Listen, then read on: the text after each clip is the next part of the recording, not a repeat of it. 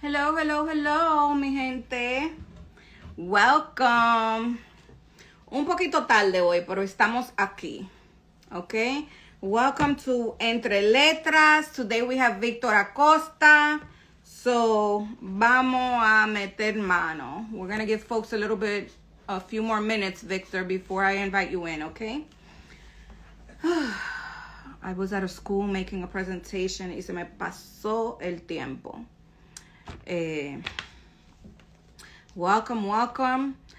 Otra vez, este espacio es para brindarle más atención a los autores que normalmente no reciben esa atención, para que ustedes los conozcan, compren sus libros, lo compartan, etcétera, etcétera. Que lo mismo que comento cada vez que nos juntamos aquí.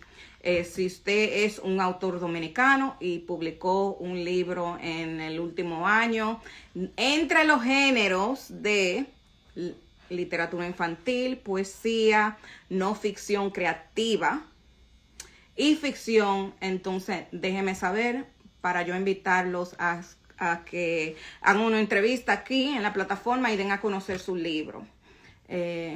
Como he comentado antes, hay algunos libros donde yo no meto mano. O sea, si es un libro de ciencia, un texto de historia o algo así, hay algunas cosas que yo no entro. Entonces, este espacio es solamente para la literatura creativa. Creative Arts es lo que le llamamos aquí. Vamos a darle unos cuantos minutos más a las personas para que se unan a la conversación. Hello. Buenas. Quiero que Víctor tenga una buena cantidad de personas aquí conociendo su trabajo. ¿Ok?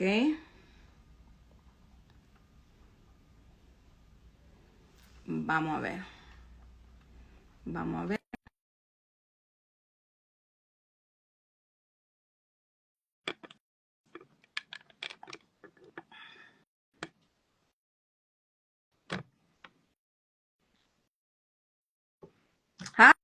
Hi, Victor. Hola, Angy, ¿cómo How estás? are you? I am so sorry for the delay. No worries. It happens. I was at a school initiating a book club that we're doing, and it went later than I anticipated. Don't worry.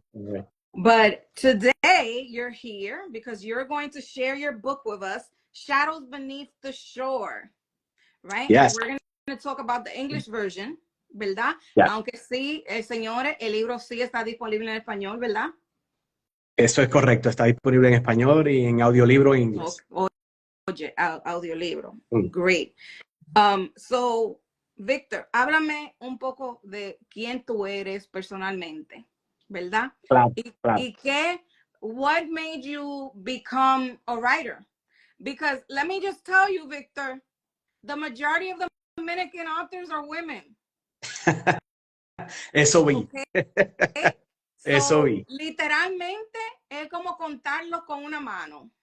Sí, entiendo. Aunque yo sé que ustedes andan por ahí, pero no sé por qué razón. Somos escasos. Sí, la mujer es la que manda en la literatura. So, talk to me about who you are, right? And as a writer, what inspired you to tell these stories? Yes, great question. Yes, so I was born in the Dominican Republic in 1977, and I migrated to the States when I was 11. Actually, I grew up in a town called Salcedo. That's where I was born. That was a very little town. It's actually the home of La Hermana Mirabale, as you know. So we're famous for that. Besides that, we're also famous for Rio Partido. That's like the best river ever in the Dominican Republic. I love it over there. So I came to the Bronx actually when I was 11, and I grew up like every other New Yorker at that time in the late 80s. So grew up, went to school, went to high school, and I grew up actually hearing stories about my grandfather and my grandma back in the day. And I figure it's a good story. I wanted people to actually know and find out about it. And during the pandemic, actually before that, I kind of started outlining something, and I started watching a bunch of YouTube during pandemic to learn how to write, how to actually make sense of what you're actually writing and make it appeal. And then I was grabbed by the writings of Gabriel Garcia Marquez, the way that he described things. I love that because he actually immersed you into the reading. And when I was a kid, I remember a story. I don't know if you remember that movie. It's called The Never Ending Story. It's about it's about that big of course white look, dog. if you are a lover of books and if you grew up reading, you love that movie. Yes. Okay. So what I wanted to do, was a perfect movie for readers. That's correct. That's correct. So that kind of, I'm going to tell you a little secret though. I don't like to read per se. I'm actually more of an audio person in terms of books, because I think I have like some type of HD or something that the words just jumps out of me. And actually I had a big problem writing this book initially. But that movie kind of gave me the whole inspiration to make it in a way that the reader actually is going inside kind of with the characters and kind of traveling through what you're reading. And I kind of love that. So I kind of merged that combination of how describing things the way that Gabriel Garcia Marquez did, and took that movie as an inspiration to make it more vivid and make sure that readers were actually understanding what I was trying to project.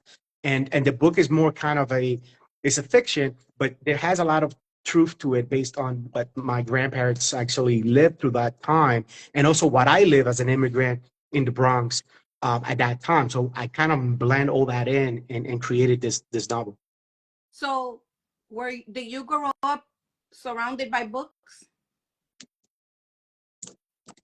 I wasn't a bookworm, but I like books, and I was actually, like I said, books did not. I wasn't the type of student that will just immerse itself into a book. I didn't learn that way.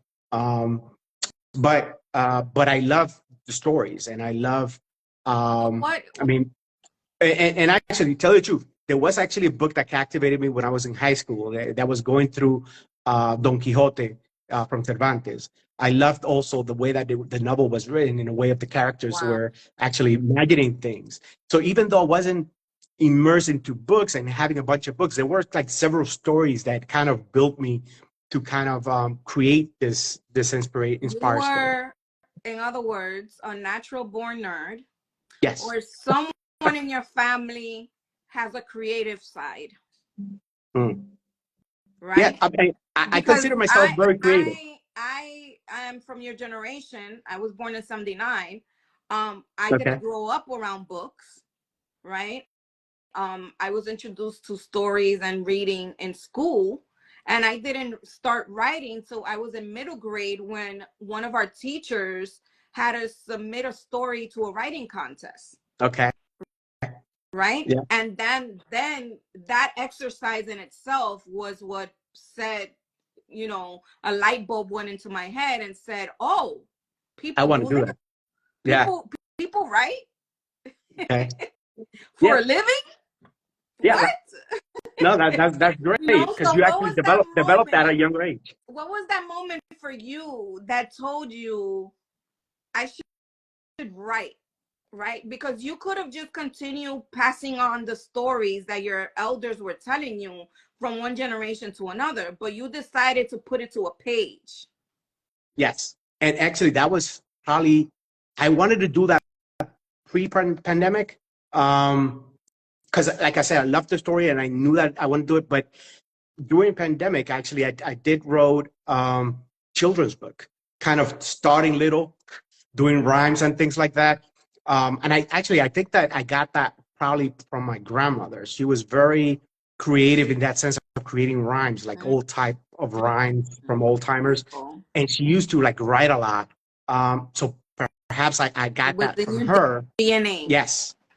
Yes, I will say that. So I did those stories for the children's book. I have a series called Barry, The Adventures of Barry the Wiener Dog. That's actually the pet dog for my daughter, Kristen. And that kind of gave me, I guess, a safe haven to say, oh, wow, I could probably do this. I didn't release them back then when I wrote it. I actually just released one of them just recently. And that kind of built that confidence that I could probably do it. And this book actually took me probably 3 years to write because I wasn't confident, and I suffered a lot of writer's block when I was doing it. So that I kind of kept setting it up like it's gonna take some time. I'm gonna wait till it's perfect and all that stuff. So that kind of prevented me from releasing something that probably I could have just released it earlier. But all that confidence, I needed to build it through those years. So I will say that right before pandemic, that's when I kind of felt a little bit more secure that I could write something. Nice. Okay, so let's get into the book. Okay, was there so this book blends history with fiction? That's correct. Right? How did you approach weaving the historical and the fiction narrative? Pero antes que eso, tell us about the book. Okay, so you have it there. Can you show it to folks? I do. Actually, I do have it. Cover to folks. Okay. That's the English version. Show the side. How thick is this book? About 300 pages, 350? Yeah, about 265 or so. 265? Okay. Yeah. Quick read. Yeah. That's a quick read. Yeah, it's quick read. This is the Spanish version. Okay. They had it backwards there. Nice. Okay. So ahora, tell us how you blended the history and the fiction. Correct. So, and where did you get the story from, right? Yes. Was this one of the stories that your elders was passing down, or was this something that you just came up with on your own? No, actually, it was actually a true story from what my grandmother was telling me and my mom. I never actually knew my grandfather. I was born in 1977, and he actually passed the same year, so I never knew him. So the story behind it is that he was actually a captain in the Italian army back in World War II. Really? And yeah. And he was Dominican? No, he was Italian. He was Italian. And the way that he migrated to the Dominican Republic was incredible to me. He actually had to like dress as a priest, change his last name, traveled. I mean, he didn't go by plane. He actually took a boat and kind of went to DR and met his brother. Now, this is the thing. His brother was a geologist appointed by Trujillo. Wow. He was also Italian, and he was one of the first who laid out the ground for the whole mining operation of Pueblo Viejo in Cotuí, right? So they were like doing all this mining thing for Trujillo, basically, when he went to DR, and listening to all that stories, I was like surprised. I was like, this could be a Netflix movie, right?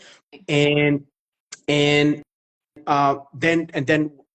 further that, my grandma actually, she comes from a very like Campito de Salcedo, like all the mountains, and she goes to the city, and that's how she met my grandfather, right? And they built this coalition, I guess, as a couple.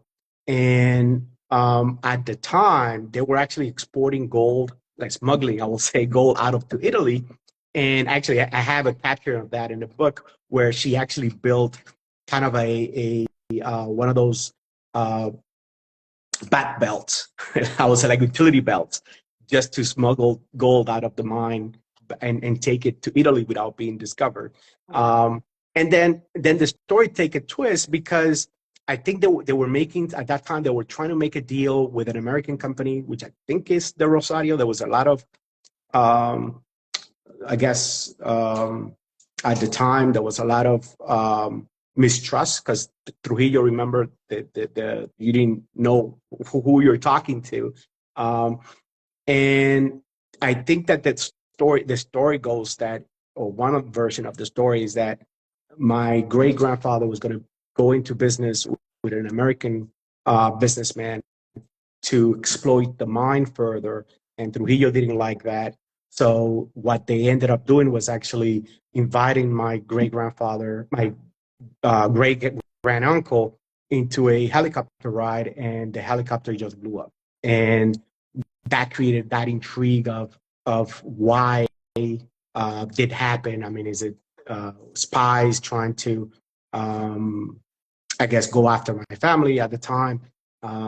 So that was kind of a very ambiguous story. So all that, as detailed as that, is not actually in the book. There are certain like stories that I picked from what I was being told, and then I ended up doing search. The reason that I did the search, I was like, how these Italian guys came to DR and ended up finding one of the biggest mine, I guess, in Dominican Republic, which still to this point, there are some issues with it and they found those issues back then in the 1950s when my grandfather was working on the mine as well. And almost lost my train of thought there. But back in the reason my great uncle was there was that back in when he was in his studies in Spain, he was reading books from this miner, Juan Nieto Barcasel, that he was sent to DR from Spain, I guess, from the Consejo de Indias at that time that used to govern that region, and told him to like explore, see what you can find. We need to exploit, I guess, Dominican Español at that time, so we could take all the gold out of there. And all those books, my grandfather, actually not my grandfather, his brother read it, and he actually was very interested, and he knew that there was gold there based on those readings, and he somehow convinced Trujillo at the time so he could become the director of mining for the country. Then he ended up inviting my grandfather over from Italy to join him into that degree. One of the things that they were also doing was looking into the amber extraction from Dominican Republic as well. So a lot of the groundwork. All our minerals, all our natural Yeah, minerals. all the natural minerals. That's correct. Have more colonizers continue exploiting our natural minerals. That's true. That's true. But to this date, actually, at the time, there were sayings that there were environmental concerns based on how that mine, I guess, derived into the Cotuí Valley. All the rivers there were getting contaminated, and that's actually the same issue that we're having today. Yeah, that they're displacing people in that region, so they actually continue expanding that mine, which I feel like that's just ridiculous. I mean, they've been doing this for ages. I mean, I'm talking about when they started doing this. That's why, like, that's the 17th century when Columbus arrived to the island, and they continue doing that through the years. Yeah, that's right. That's correct. So talk to us about you weaving the fictional and the historical elements in this novel. Yeah, so basically I have to, like I said, I had to be careful with some of the stuff that I put in there because I didn't want to create controversy. I wanted to make it more as a story that people could relate and take it for good. And to tell the truth, the reason after I continued, I kept writing the story. I wanted to see if perhaps I make a character, this Tony Costa guy, that he's a kid, he's 17, he's trying to figure out why his dad died. And then he's finding all these secrets based on the journals that his grandfather left him. And the idea behind it is I wanted to make something that it could have more of a value as a series, for instance. So my focus right now is, how can I now take this Tony Costa to the next level and make him, I guess, the next Indiana Jones or something like that, so he can continue with the story. I love that. Here and when you mentioned that, a couple of books came to mind, right? You have Mother Archive by Erika Morillo. If you haven't read it, please go read it. Okay. The book is about her researching her father's history. Her father disappeared during the Balaguer Trujillo regime. Okay. And her parents had no clue what happened to him.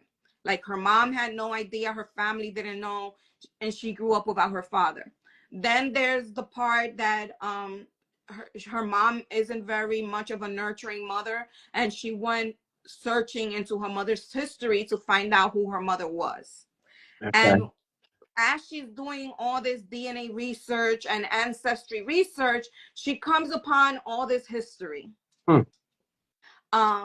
Which we also, for folks who don't know, we offered genealogy research, and if you guys are interested in that, let me know and I'll send you the information. And aside from that, there's the books by Julian Randall. Julian has a series for young adults called Pilar Ramirez. And it's about this teenage girl who travels back in time in DR. And she goes through all these things. The first book involves Trujillo, but it's a book with magical realism. So I highly encourage you to read the 3 books in the series, because I think you're going to get some great inspiration to write your series. Specifically because yours is young adult, and that, and after you write it, Victor, I would also encourage you to shop it to an agent. Okay. I'm will serious. do. Actually, no, I will do. I just because me listening to you about this book, I think the book has everything that a literary agent may be looking for to publish it traditionally. And just because you self-publish your book does not mean that they won't publish it. Okay. I have worked with authors who have self-published their books, who then got picked up by a publisher and they republished it. Oh, wow. Interesting. Okay, so I thought that was never possible. No, it is possible. The book that I mentioned is actually this one. This book was self-published. She self-published this book, and then who was it? I think it was Penguin Random House. Penguin. Okay. Picked it up and republished it, and it's even I believe it's also a graphic novel. Okay, so she has the novel, but it is also a graphic novel, right? So, mi gente, no crean que porque ustedes autopublicaron un libro aquí en los Estados Unidos que no es posible publicarlo tradicionalmente. You do have to be a U.S. resident for that to happen. But it is possible. And we could have a consultation where I talk to you about the whole literary agent thing, okay? Because I believe is totally doable, okay? So read those 4 books, and I think you'll be great at this, okay? Thank you. Another thing that I want to talk to you is that Tony's journey centers on uncovering his family's hidden past, right? Yes. What do you think about families keeping secrets? And how do you think that's going to resonate with readers? Well, I think as a Latino, as you know, like we Latinos, for some reason, our ancestors, they keep secrets from the kids, right? And I think that's one of the things that kind of resonates with people that reads the book, is that they're interested because it probably happened to them, right? They have a grandmother or a mother or father that actually have some type of secret that happened a long time ago. They never converse that with their kids, and they try and find this out later on in life. So basically, we're all going to relate. Basically, right? I think that we all have a little bit of that. We all going to relate, because si no fue tu mamá o tu papá o tu abuela o tu abuelo, alguien está guardando un secreto. Tenía un secreto. Sí. Y no sé por qué, pero eso es muy común en la familia latina. It's funny. Muy común.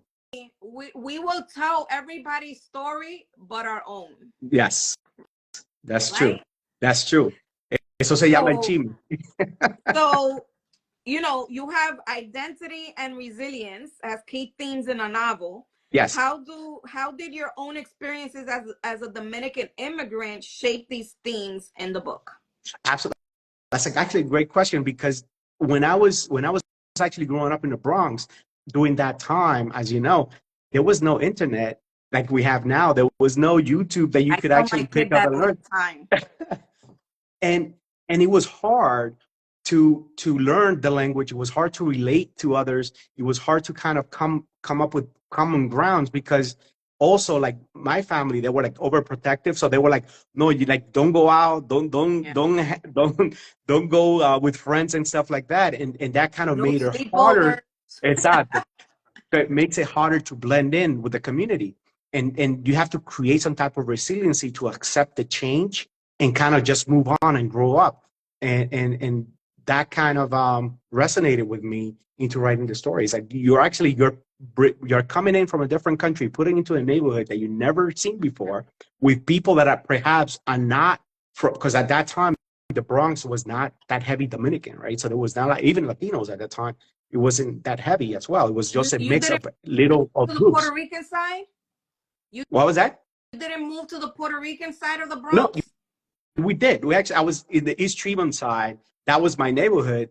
And yes, we did have Puerto Ricans, but we also had Jamaicans. We all had the Morenos. We had like all these races, ethnicities actually in as a mix, that it wasn't like it is now. Like right now, you could probably go to the Bronx perhaps, and you have blocks upon blocks of just one single ethnicity, right? The same thing as well, not too much with Washington Heights anymore because of gentrifications, but eventually at that time you had to be resilient in order to kind of survive that jungle, I will say. Yeah, I agree.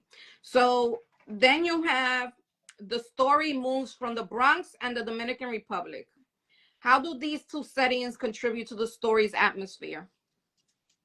Absolutely. So basically, because Tony's background, he is Dominican, he is actually living in the States, he finds out that his past, actually, the way that his father died was so intrigued that he knew that he needed to find out what was the motive behind it. And upon reading the journals of his grandfather, that's how he immersed himself into reading the story of the Dominican Republic. But one caveat, though, he did find out in a beach in, this light just went off here. But he did actually find out in a beach, I don't know if you know, Guandolio over in Dominican Republic, that his father died. So that kind of brings that loop back together into his background of how his grandfather, because same as me, he didn't know his grandfather. He's learning about him through the journals, and he's finding all the secrets that they were having because of the mines. He didn't know that that was basically the whole reason behind it. Right. Oh, wow. Very intriguing. Okay. So Tony goes on a transformative journey in search of his family's past. What do you hope readers take away from his growth and discoveries? I will say, never give up to look for the truth. If you feel like something is not right, just keep searching and you'll find it. I think that the way that Tony actually took it upon himself to not to listen to his mom, not to listen to his family, perhaps to finding the truth, he did what he needed to do to get to that. And by doing that, he actually was able to learn more of what was his family like, right? Because all these secrets were kept from him, so he didn't actually know mainly the story about his grandfather, and he's learning all this because he kind of he kind of raised his hand and say, I want to find out, I want to look into this. Right. Can you read us a little bit of the book? Sure, absolutely. Is there a page that, you know, readers might be like, what's the page that readers will be like, I need to go buy this book? Let's see. Let me see. But I didn't actually mark it. But let me read you. Let me read you. Let's see.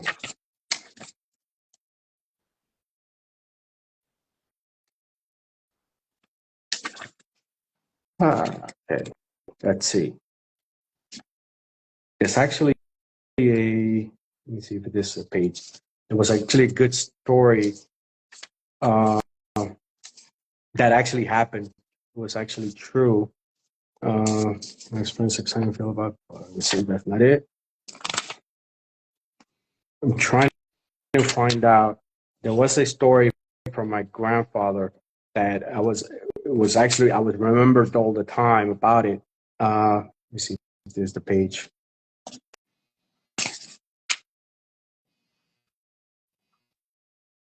No, I'm sorry. I didn't came prepared to. Well, while you Okay. find that, let's talk about the title of the book, right? Yes. So the title refers to shadows beneath the shore. What do the shadows symbolize in the context of the story? The shadows is the hidden, is basically the lurky of the hidden truth, right? Is what Tony did not know about his family, and how they actually he was kept from the light in a sense, and created that shadow for his family. But the shore, it was basically to resemble that he originated from the Dominican Republic.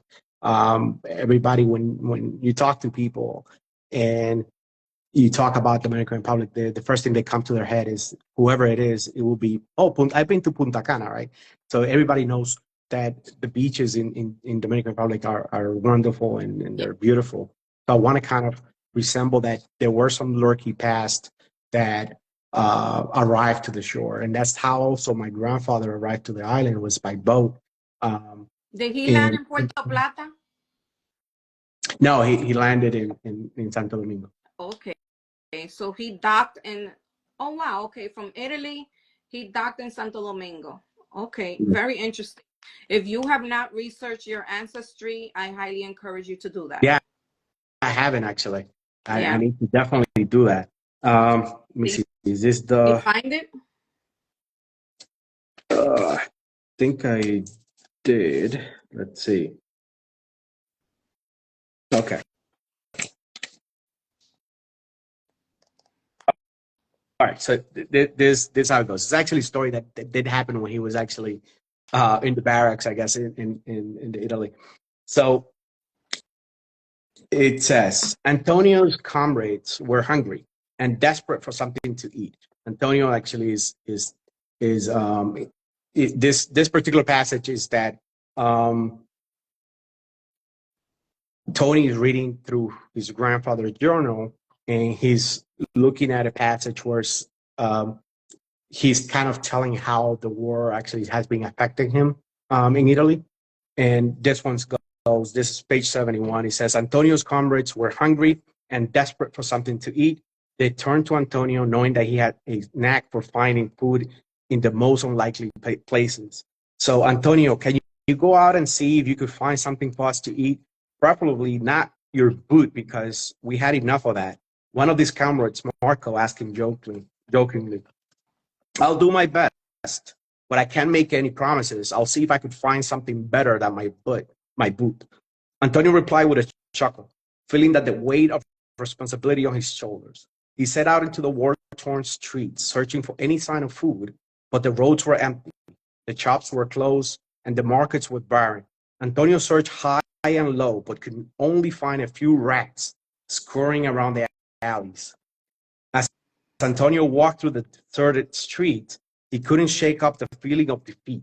He had searched every corner, every alley, every shop, but all he could find were closed doors and empty shelves. He was about to give up when he heard the faint sound of a scurrying coming from the alleyway. He cautiously made his way towards the sound and saw a group of rats running around. At first, he was disgusted by the thought of eating rats, but as the hunger pains grew stronger, he realized that this might be their only option. He quickly scanned the alley for something to catch the rats with. His eyes landed on a nearby trash can lid. He lifted it, and with a swift motion, he trapped one of the rats beneath it. He repeated the process until he had caught 3 rats. He felt a mix of guilt and regret for having to resort to such measures, but he knew it was necessary to keep himself and his comrades alive. As he walked back to the barracks, he couldn't help but think about the harsh realities of war and how it had reduced him to catching rats for food. He thought about his family back home and how they were probably struggling just as much as he was. He made a silent promise to himself that once the war was over, he will never let himself or his loved ones go hungry again. Antonio made his way back to the barracks. His comrades were waiting anxiously for his return. Did you find anything? or are you going to make you eat your socks again? Asked Marco. I did. I found something better than my boots or socks. I found some pigeons. Antonio lied smoothly, trying to conceal the truth. So I'm going to stop it there. But behind this, actually, it was a story that it happened. It was true to him. It actually happened to him. And I heard it a couple of times from my mom, and I heard it also from my grandma at the time. And it makes you think, I mean, wow, I mean, when you're in war, I mean, and you're trying to eat, I mean, you do anything. And learning that he was actually doing that at the time, and kind of just to keep himself alive and his friends, it kind of moved me, right, at that point. So I just wanted to kind of point that out, because it's one of those stories that it was true, and I wanted to keep it in the book because it was funny, but at the same time, it's the reality of war, and that's what it does to you as a human. What about, so this is the first book that you published?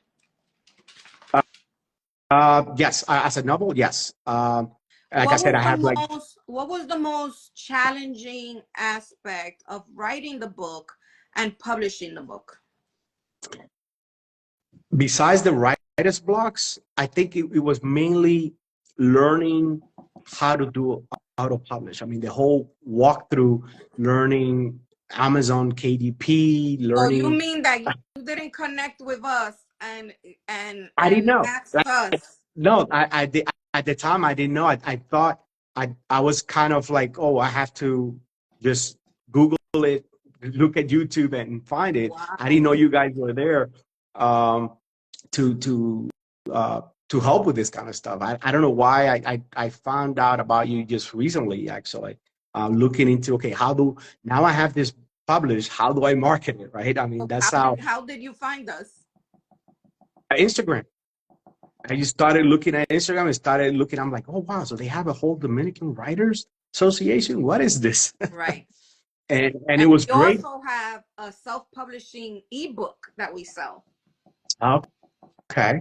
It is 68 pages, and it's on Amazon. Really? I put it together during the pandemic.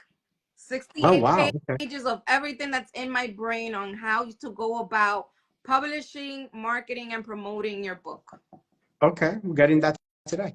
Yes.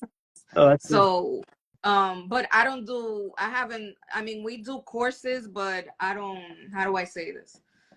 I don't have them on YouTube or anything. They're usually private courses. People need to sign up, but I should do a YouTube channel when I have time one day. Absolutely. Because no, you should actually do your sessions and record them or whatever. Because it was helpful for me when I was starting to write the book, trying to come up with that outline, trying to create those characters, kind of relate the story, map everything out.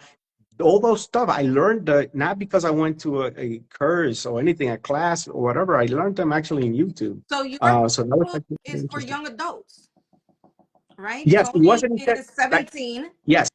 Right. That's true. What made you decide to make this a book for young adults as opposed to adults? Interesting that you say that, because when I was writing the book, I never thought about this to be a book for young adults at all. And even the only genre that I understood at the time was historical fiction. I know I was doing some historical facts, and it wasn't all of it true. So in my head I was just writing historical fiction. And you ended up with a 17-year-old main character. Yeah, I did. How? That's true. Because in some way, Tony Costa is actually myself when I was 17 in the Bronx, right? And somehow I want to portray that because he was living through the same steps that I took at that time. Like, for instance, there's a passage Tony is based on you. On the experience of the Bronx, yes. Okay. That's all me. I mean, I went to high school, to Park West High School. I don't know. Oh my God, that was one of the worst high schools. Imagine that. Imagine that. Yes. I think my ex-boyfriend went to Park West. Oh, there you go. I probably knew him. Yeah. Pero anyway, Park West was a bad school. It was rough. It was rough. I mean, like a lot of the high schools in those days and the time that you and I grew up with, and there was a lot of gang activity. That's true. That's true. There was a lot of gang activity. It was rough. I mean, it was different times. You just have to kind of be resilient and kind of go through it. But the streets that like for instance, the station that I went for 4 years straight was 50th Street Station. Take the A train and the C train down to the Bronx. I mean, to 59th Street, so I could take the D train to the Bronx. 50, yeah, 50th Street, yeah. And all that is in the book because that was my life when I was 17. Got it. Okay. So how many, are you reading a lot of young adult books? I am now, because I'm trying to kind of see, did I do this right? I mean, did I actually hit the buttons right for young adults to actually be interested? Which ones have you started reading? There's what's the name? I think it's John Dominic. He created, is it John Dominic or Daniel Dominic? He has a series called Luminosity, and it's basically kind of a gold city. It's interesting because it's similar to my book in terms of adult. And it's young adult, yes. Okay, what about Latino young adult? Latino young adults, I haven't read any. Okay, stop playing yourself, okay? You need to be reading our stories. Mira, this is one I highly recommend. Never Look Back. Okay. Based in the Bronx. This young girl gets displaced during Hurricane Maria. Her family moves back from Puerto Rico to the Bronx. Oh, that's recent. She falls in love with a Dominican guy who wants to be a bachatero, I think. Oh, there you go. So this is by Lilian Rivera. Anything by Lilian Rivera, I highly recommend. She's a wonderful young adult author. Anything by Elizabeth Acevedo as well. If you want to read more, I follow both of them. If you want to read more male characters, there is an author here. I'll tell you right now. Hold on.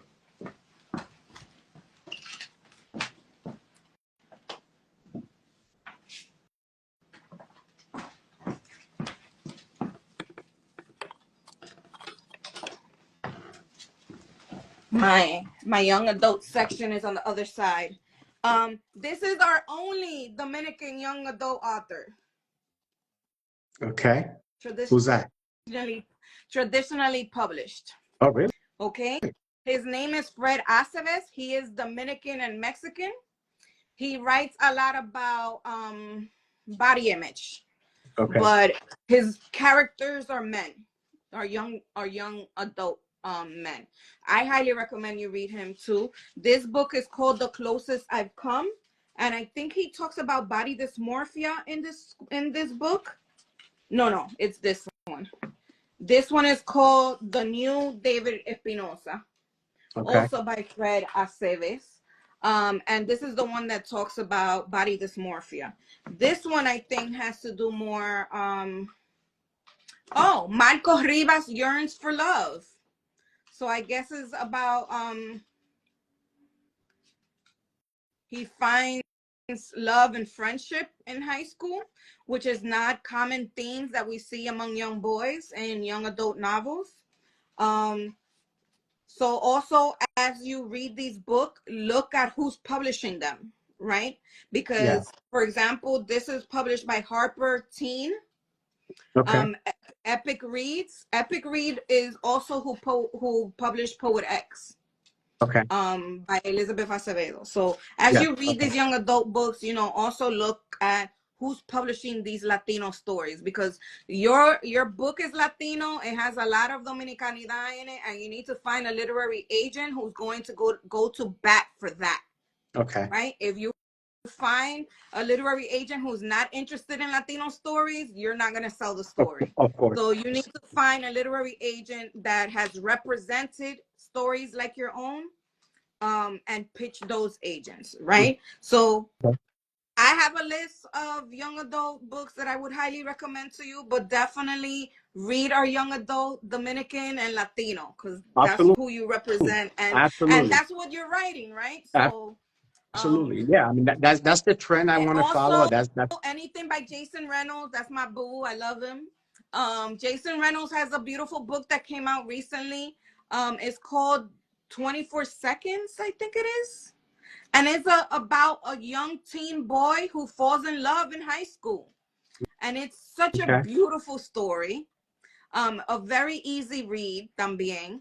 I did it on audiobook, but I highly recommend. I bought the book for my kid and he was like, what are you doing? I was like, yeah, let's talk about this. I'm like, you're 17, the character is 17. Yeah. You know, but yeah, I highly recommend that you continue doing research by reading the genre that you're writing about. Yeah. Like I said, I just found out just recently, actually, perhaps when I was doing the translation to Spanish, because that was another thing. When I did the book, I did it in English because I was more comfortable in writing in English at first rather than Spanish. So I was able to develop all that faster, right? But then after it was done, I was like, man, I mean, this actually belongs in Spanish because that's my people. That's who I want them to read. And that's why it was very important to me to do the translation. That it just happened to be published in December. So who translated your book? Actually, I paid somebody in Fiverr. Did they do a good job? They did. They did a decent job. Yes, they did. Decent? They were able to no, they did a good job. I mean, they were able to relate exactly what I had and what I intended. There were certain things though that were very too Dominican to be translated, which I had to like fix it myself. But yeah, so there was a little nuances throughout that I needed to do myself. Yes. Right. Okay, that's good. So what are you doing? How is the Spanish book version selling? You said you published it in December? In December. Okay. Surprisingly, it's doing much better than English. It's doing much better than English. Really? Yes, because why you think because he opens the market in Italy, he opened the market in Spain and in Mexico, where the English side of things is I guess is focused only in the U.S. I mean, most of my sales for that is only in the U.S. And again, I started learning about this other publishing platforms out there other than Amazon. I just started publishing in Ingram Spark. Started publishing in Lulu. Where you're supposed to be publishing. Yeah, and I didn't know none of that a couple of years ago. So yes, there's still a lot of things that I'm finding out that I'm learning. I'm just happy that people are getting the book and kind of giving me reviews. I mean, I love when people say I related to that book. Did the folks that I connect you to reach out? They did. Actually, I did send the books to them. They haven't actually turned it back to me of what they review. I didn't want to put any pressure on them. I know that it was over the holidays, so people were actually still kind of New Year's, Christmas kind of thing. Okay. So I was like, no, do it whenever you're able to. Once 3 weeks mark hits, reach out to them. Will do. Will do. No, thank you. Thank you. And tell them I said that they have a deadline. Okay. Will do. Okay? Will do. That is super important. So Victor, where can people buy your book in English or Spanish or even the audiobook? Yes, so I'm in Amazon. I mean, you could also reach out to victoracosta.com, which will probably point you back to Amazon to get the books. Why are you not selling the book yourself instead of Amazon? I don't know how. I don't know why. I should, right? I mean, that's one of the things. Your book directly, and if people find it on Amazon, they find it on Amazon because Amazon is gonna give you a tiny little cut for royalties of every book you sell. But if you sell it yourself, you keep the majority of the income. That's true. I completely agree. Yes, I'm working towards that. Even though you do need to set yourself up so that you're able to take orders through your website, right? And dedicate at least 1 day a week where you're packing books and shipping them out yourself. Yes. Un libro firmado por Víctor, ¿verdad? Cualquier otra cosita, maybe un book. Vamos a hablar, porque vamos a hablar. Tenemos que hablar. Vamos a hablar. Yeah. Did you actually get? te llegó el libro, que I did send it over to you a while back. When? Nunca te llegó. You did? When did you send it? About 3 weeks ago, probably. Victor, I got so many books. I bet. I will need to check because, yeah, I need to check. I think I see it. I see it up there, I think. Really? What? Yeah, is the black one next to the blue one, right in the middle there. Después de la botella de Brugal, a la derecha, bajo la izquierda tuya. The other side. I think it's that one. Because it looks... This? The black one, no? This one? Yeah, it looks like... No, this... That's not it? Oh, okay. Because he looks like my spine, so I was like, okay. This is the British cover for Family Lore in Spanish by Elizabeth Acevedo. Okay. So Britain, for the UK, for some reason changes the book covers for Dominican titles, and I buy them. Okay. So this is the book that I was referring to you, de Pilar Ramirez.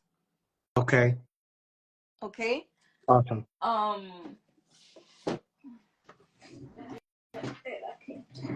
Yeah, I'm gonna have to look because just the other day I also organized my bookshelf, so I don't know. ¿Dónde metí el libro? Yeah, if I did get it, I'll check and I'll let you know. 3 weeks ago. Okay. I don't remember getting books 3 weeks ago. Really? I have to check the tracking though, because they did tell me when I did the shipping, they told me, well, that we haven't sent anything to that address. You still want to send it? I'm like, well, yes. I mean, that was the address. Wait, how you sent it through UPS, post office? How? Post office. Okay.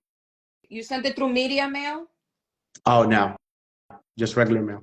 So whenever you're shipping books in the post office in the United States, you get a flat rate fee for media mail. That means shipping of books. So you should always let people know I'm shipping media mail, and the price is $4.63, no matter where you're shipping. Oh, okay. I didn't know. It's always going to be that price. Okay. Make sure you let folks know. Okay. But absolutely. Okay, folks. Does anyone have questions for Victor? ¿Alguna pregunta para Víctor? This is the perfect time for you to be promoting this book with this whole Barrett Gold thing going crazy. That's right. Actually, I did send it over to the Biblioteca Nacional over in DR. I think I want to have it there. They haven't reached out back saying that they got the information, but so do they accept books just like that, like you sending them? Yeah, you just have to catalog it, and you say I want my book to be cataloged in the library. Where that book should also be included is an EB. EB is the international. They're like the Dominican International Archive of Dominican Books. Okay. So we work with them, and we send. Well, if you register your book with us, then they have your book already on their list, but they don't have a physical copy. They just have the book listed on their catalog, on their database, because we send them our list. Okay. And we also send our list. Once you register your book with us, we also send that list to the Dominican Studies Institute, who also includes your book in their archive. But if you want to donate a book to the Dominican Studies Institute so they could have it physically in their library, you could do that. Just go on Google, look up Dominican Studies Institute, look up the address, and send it to Jensen Ortiz. Okay. As a donation, and let them know that I referred you. Okay. Thank you. And what they will do is that they will receive your book. They'll likely, I think their process is that they also share it on their social media that you donated a copy of the book, and they also keep it in their library. Oh, nice. Okay. But that absolutely. book, aside from them archiving it, it is also registered in the WorldCat database. Oh, so okay. that scholars and researchers who are looking for Dominican literature can also come across your book. Nice. Okay. Okay, so make sure that you register your book with us. The link is in through our bio. If you scroll all the way down somewhere, it says register your book. No me acuerdo. Yeah, I think I think already Okay. did register there. Yeah. All right. It's just so much info. It is. No, it is. Are you still in New York? No, actually, I live in Davenport, Orlando. That's kind of near Orlando in Florida, which is actually very cool. Sí. Okay. Para allá no hay mucho. Bueno, besides you, no, there's a few other Dominicans. But it's hard. But it's hard to kind of gather, right? I mean, the locations here are very far away. Bueno, and if you ever come to New York, yeah, or maybe you should come to New York the first week of May. Absolutely. The first weekend of May, we have the Dominican Book Festival. No, absolutely, I'll be there. Which I haven't shared yet, the flyers or anything, but the Dominican Book Festival is done along with the Ministerio de Cultura. We help out with the event, and it's a 3-day weekend event. Okay. So come meet other authors. You would be able to set up a table. Absolutely. We haven't set that up yet, but anota para que me acuerdes. Okay, and so you let me know as well if you're interested in coming, so that para yo hacer la gestión de acomodarte a ti. And I have a few other authors, children's book authors, that are going to be interested in attending as well. But you know, if you could make it here that weekend and come and share your book with us and meet other Dominican authors, that'll be amazing. Yes, and we'll be happy to have you. Absolutely. But thank you for sharing your book with us. Señores, el libro se llama Shadows Beneath the Shore, y en español, Víctor, ¿cómo se llama? Sombras bajo la orilla. Sombras bajo la orilla. Si quieren comprar el libro, vayan a la página de Víctor en Instagram. Víctor, you could put your Instagram account in the comments so people could follow you. Okay. Yes, I will do. Y también pueden comprar el libro de Víctor en Amazon, aunque yo no lo recomiendo porque Amazon is Amazon, people. Apoyen el autor, compren su libro o compartan el libro si no lo pueden comprar. El compartir y decirle a la gente, mira, este libro, que esto, que lo otro, así como ustedes me vieron a mí compartir unos cuantos libros, que es gratis. No, así no gasté ni un peso yo en compartir esos libros. I love that. Eso es lo mismo que ustedes pueden hacer con el libro de Víctor. Si ustedes conocen un adolescente, si ustedes conocen una escuela que quizá le interese el libro, excelente, which is another thing that I highly recommend to you. Create a mail list of educators and the schools in your area and pitch them your book. Yes, I already started that. Yes, I'm actually getting it in the libraries around here, trying to create a kind of little workshops for kids to go reading. Hit me up via WhatsApp so that I could give you a few connections in DR so that you could have your book for sale over there. Okay. Actually, do you know the people in SDQ? Yes. Okay. Yes, I know all those people. Good. So, okay, good. let me know. Toda esa gente son mía. There's quite a few, about 5 bookstores that we work with in DR that we ensure that they sell our books. We have partnerships with them. So hit me up through WhatsApp y te doy la información. ¿Qué más? Yeah, I think that's it. No. Thank you, Angy. Thank you for having me. I mean, you are the best. I mean, you are full of information, especially for authors like me that we just starting and we trying to navigate this world of rumors and things that we don't even know. I mean, like I said, you were mentioning that you didn't like Amazon, but basically that's, if you're a new author, that's the first thing you know. Yeah. There's nothing else. I recommend Amazon if you live in DR, and that's it. Okay. Other than that, I never recommend Amazon to publish a book. But again, para la gente que no saben, la primera vez, ya la segunda vez, you know better, don't do it to yourself. Don't do it again. Amazon is not an author's friend. Okay. No, I'm learning that the hard way. Yes. You're gonna learn that. But reach out to me. I have a bunch of information to give to you, as well as ay, qué más era. Tuve ahora borré lo que te iba a decir, pero I'll remember. Por WhatsApp, tú me dices. Things that I need to share with you. But Víctor, thank you so much for joining us en Entre Letras. Señores, ya ustedes saben, compren y comparten, uno de los dos. Déjenle saber a la persona que le interesa dónde pueden comprar este libro. Este video se va a guardar en nuestro perfil, donde van a poder mirarlo cuantas veces ustedes quieran, y ahí también voy a incluir dónde pueden comprar el libro y que sigan también a Víctor, ¿ok? Si ustedes conocen otra plataforma que deban de entrevistar a Víctor también, déjenselo saber. That's true, okay? That's true. Me dejan saber y yo de una. Nada más no soy yo, ¿ok? So, gracias, señores, por estar aquí esta noche. Nos vemos el próximo miércoles, ¿ok? Tengan buenas noches. Have a good night, Víctor. Ciao.